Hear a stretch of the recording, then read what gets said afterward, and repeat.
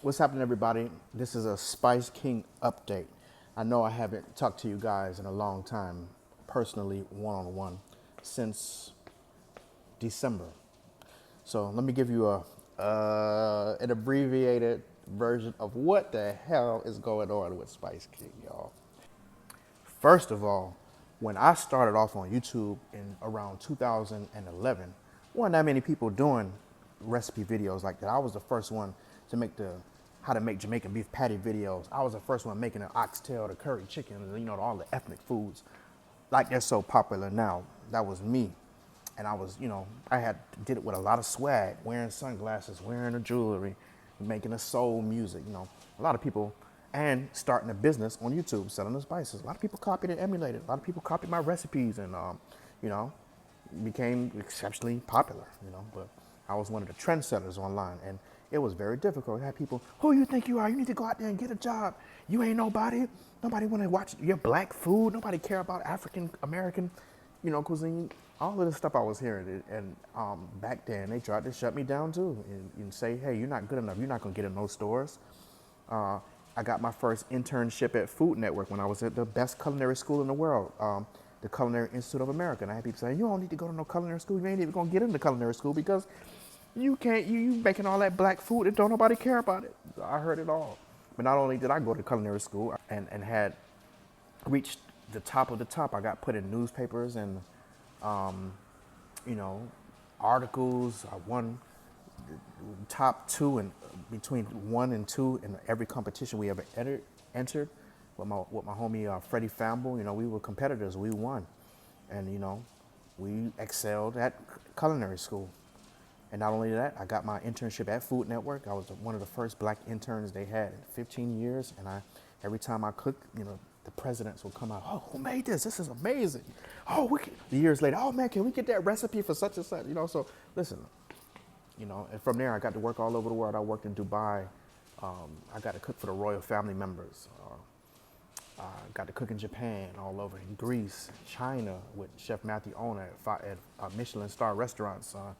The Swiss Chalet and Napa, that was right in Shanghai. Just phenomenal stuff. And not only that, I got started off on YouTube, going door to door in the neighborhood, working at all the farmers markets, hustling, going to trade shows, and we eventually got into 5,000 stores, which is unheard of. It's crazy. I was even invited to go on NBC Today Show, y'all, with Carson Daly and Al Roker and all them people for my barbecue recipe, using my barbecue rub. It was crazy. Like, we were getting noticed, and we made a lot of traction. We did amazing. Praise God, and thanks to y'all out there. But a lot of times life throws a lot of curveballs at you, and we had a major series of curveballs that hit us within the last few months, starting in November, December of last year, 2023. All right, so in December of 2023, I moved to Thailand. And the reason why I left the United States, even though everything was fantastic, I loved the place I was living. I was living right on the beach in Pompano. We had built the business from making YouTube videos to being in over 5,000 stores with our spices, like Kroger, Food Lion, Jewel-Osco, H-E-B, Stop and Shop, Walmart, so many different stores, 5,000 locations.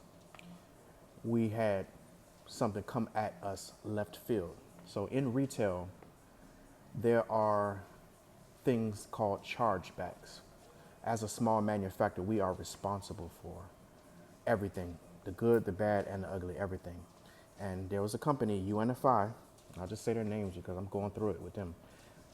They basically said we had like $200,000, more than $200,000 in charge-offs. Then Giant, another grocery store chain, had us put these brand new beautiful shipping displays in, I think it was 400 of their stores for Black History Month. They hit us for about $60,000 in charge-offs, plus all of the money we spent to manufacture all of this stuff. So it was a lot. It ended up being over $300,000 in charge-offs in 1 month that we got to account for. That's coming out of our money, our salaries, our income that we got to pay people. They only left it on the floor for less than 60 days and then trashed it all out. So I put all of my savings, all of the money I had into manufacturing these products, putting them on the shelves in good faith, and we got robbed through these chargebacks. What happened to the inventory? I don't know. Somebody bought it, somebody sold it.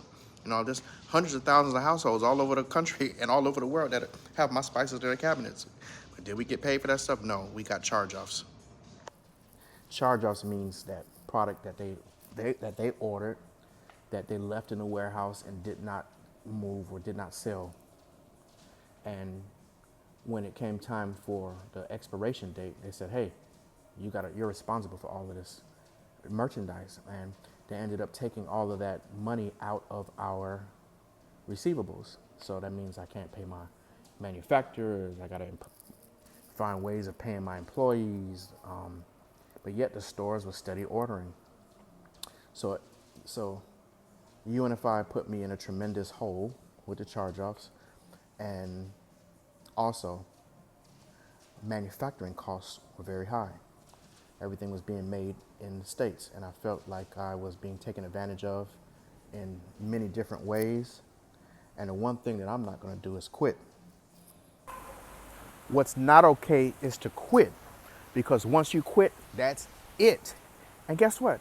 We too lit to quit. We ain't gonna never quit.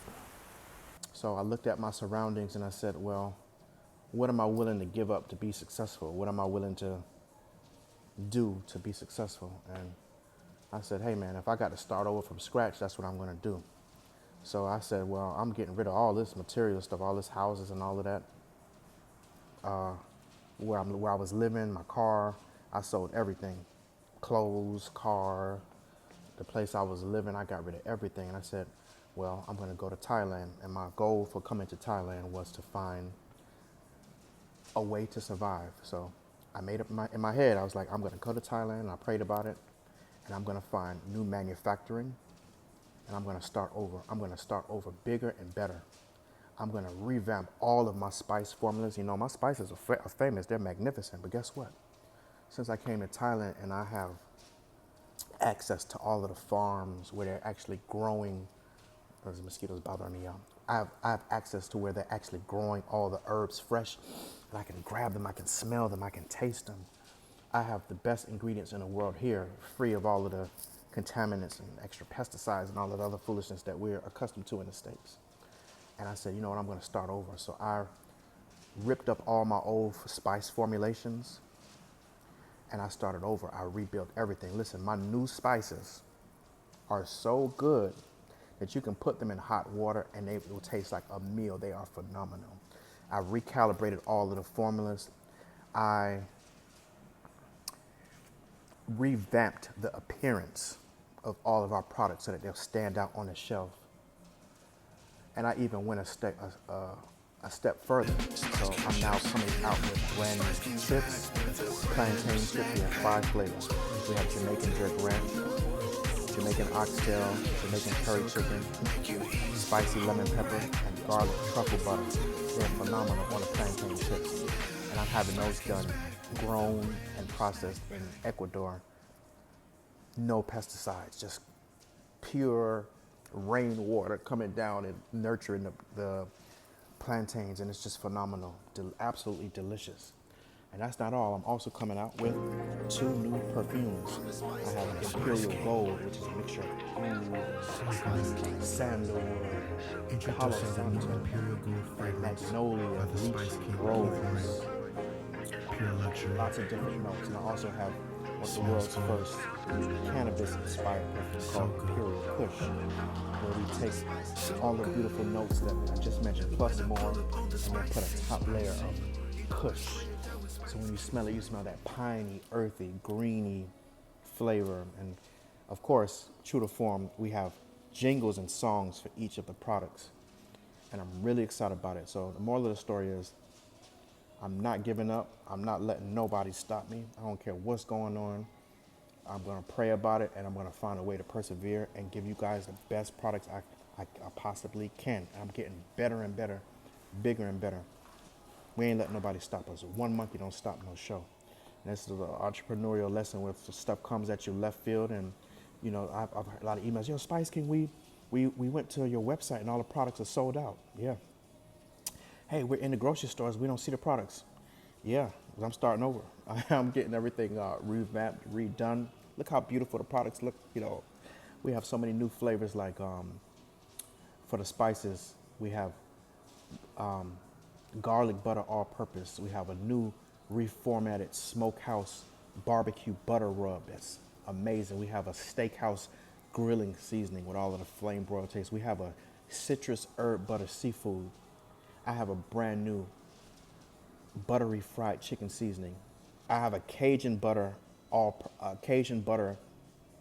seasoned salt. Of course, we have a reformulated Jamaican jerk, a new formulated Jamaican oxtail. There's so many different flavors that we've reformulated, revamped, renamed, and these are just phenomenal. So my lesson is there's sometimes stuff that can come out of left field and really shake your world. I literally had to outsource myself, leave America, and start over.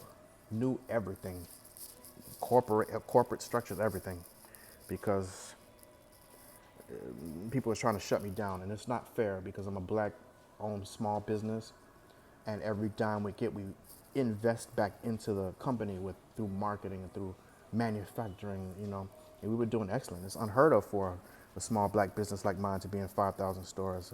Hey, I'm starting over, and I ask for you guys' support and be patient with me. All of the new products will be available in October, November time. And that's also the time that I'm getting ready to debut on a brand new TV show, which is a God's blessing. I can't really talk too much about it, but you'll see it. I'll advertise it once I'm able to, but it's a blessing, and it's going to help me out tremendously so many ways. I'll just say that the TV show is going to be on Amazon. So get ready, and all the new products are going to be on Amazon. So get ready. It's going to be really fantastic. But this is a story of, hey, stuff comes at you out of left field. You can't be afraid to start over and tear everything down, burn everything down, and start over. But this time, be bigger, better, and smarter. And I want you guys to know that no weapon formed against me shall prosper. No weapon formed against you shall prosper. We got to do our best, and we got to let God do the rest, and we got to find new ways of reinventing ourselves. And that's what I'm doing, is reinventing myself, starting over, bigger and better. So if you thought my products were great before, wait until you taste it now. I promise you. And just remember, Spice King is going to get you right. You know. So my lesson is, it's okay to start over. It's okay to do better. It's okay to have faith. It's okay to take risks. And when you step on faith, that's where God comes in and shows you, hey, I got your back. And that's what he's done for me. It's been a roller coaster, to say the least. You know, coming to a new country, not knowing nobody, not knowing no manufacturers, not knowing the language. And listen, I got, not only am I redoing the spices, but I got chips, planted chips. I got perfumes. Listen, y'all, we lit. You hear me? I'm so excited.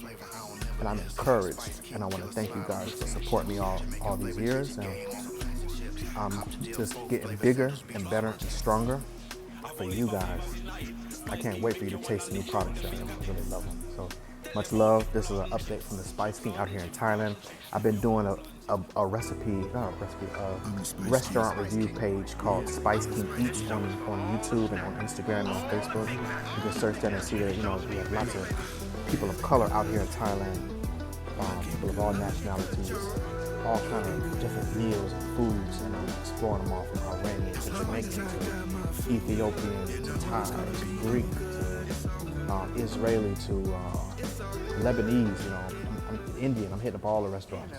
Malaysian, you know, we out there and having a good time. And I just wanted to show you, look, just because you leave America, life is beautiful everywhere. I mean, look how beautiful the apartment that I'm building, that I'm living in here is. You know, chandeliers everywhere. Let me show you.